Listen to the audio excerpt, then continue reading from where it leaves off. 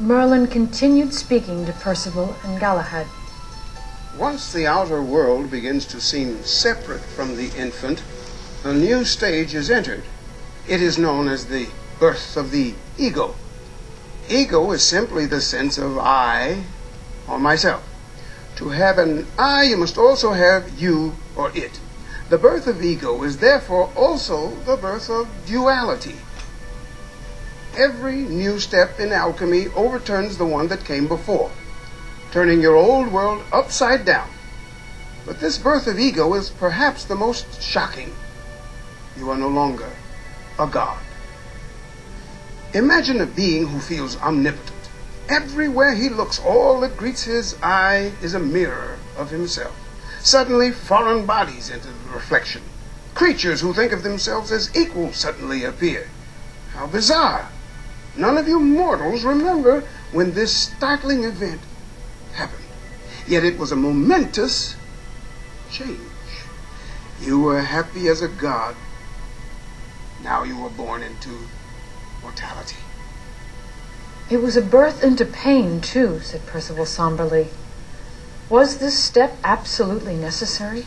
Oh, yes.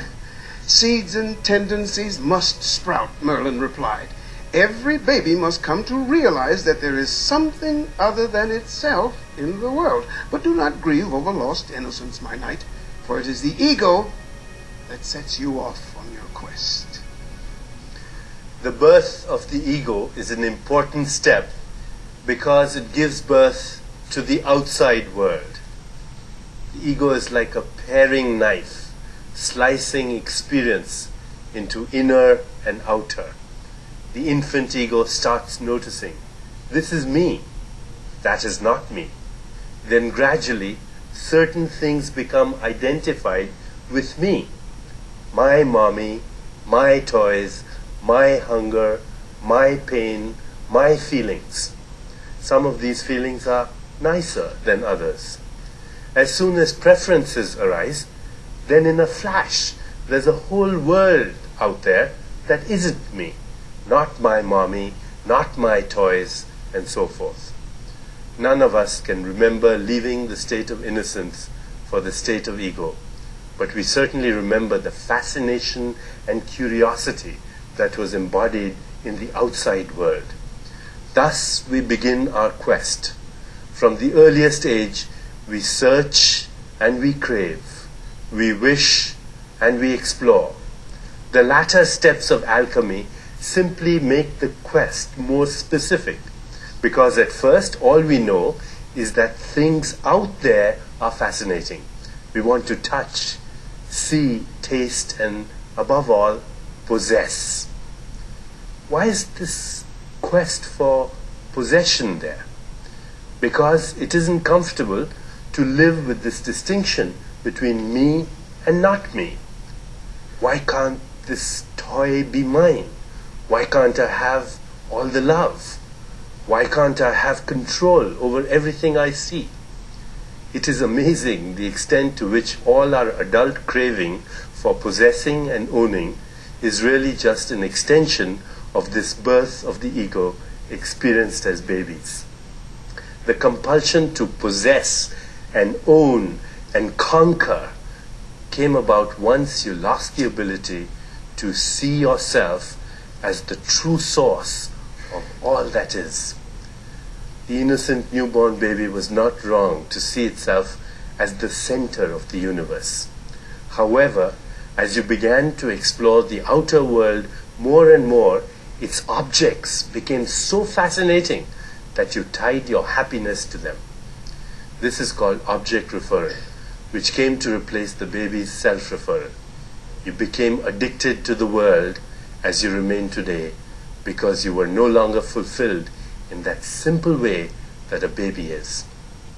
As the quest unfolds, the union of inner and outer fulfillment will come back only in the ultimate stages of evolution.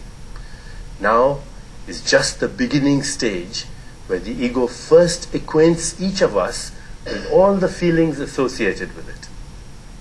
Fear of abandonment, the need for approval, possessiveness, separation anxiety, self-concern, self-pity, and self-image. People who prominently display these characteristics have remained identified with the second step of alchemy. Let's allow ourselves a glimpse of how the wizard manages to transcend ego and live in freedom outside its walls. Merlin usually preferred to avoid the sight of mortals, but on a long summer eve he could occasionally be spotted, standing on one foot at the edge of a field. Curious, a farmer might come up to gawk at him, but Merlin would stand like a statue, making no sound or movement. And the boy Arthur thought his master looked like an old crane poised to spear a fish in the marsh. One day, after Merlin had stared into a pond for several hours, the boy couldn't help asking what he was looking for. I cannot say exactly. I saw a dragonfly and wanted to look at it more closely. It flew across my path like a fluttering dream, but after a moment I forgot whether I was dreaming of this dragonfly or whether it was dreaming of me. Isn't the answer obvious? Merlin gave the boy a sharp thump on the head. You think your dreams exist there inside your brain, but I find myself everywhere, both inside my head and outside. So who knows which part of me is dreaming, some other part? This is one mystery wizards have not yet solved. I have told you that the birth of the ego makes you aware of a world out there. This gives rise to the tendency to go out into this world and achieve. The earliest signs of this are primitive. The growing baby starts to walk and begins to protest if its mother won't let it. This desire to escape and roam is timid at first, but over time, the same baby that yearned to be held and protected wails to be let go. This is a healthy instinct, for the ego knows that the unknown is the source of all fear. If the baby did not go out to conquer the world, it would grow to fear it more and more.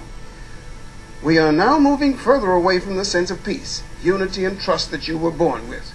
The ego starts to dominate over the spirit. When the baby reaches inside itself, it doesn't find pure awareness anymore, but a whirl of impulses, old and new. The new impulses are desire, the old ones, memories. As soon as you have your own memories, experience has become personal, never again to be fully shared.